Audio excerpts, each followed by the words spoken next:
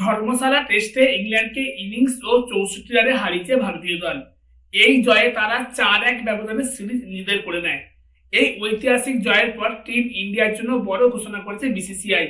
ভারতীয় board test cricket incentive scheme চালু করেছে।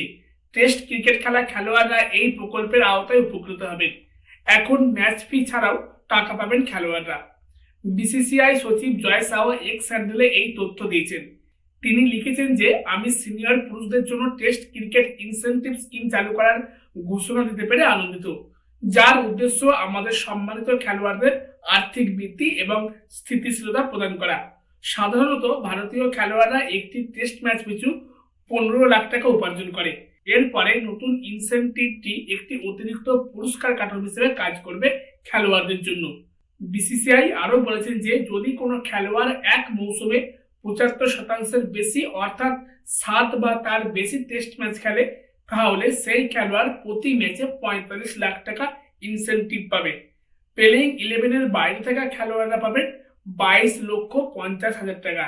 একই সময়ে আপনি যদি 5 থেকে 6টি ম্যাচ খেলেন, আপনি প্রতি ম্যাচে 30 লাখ টাকা করে পাবেন।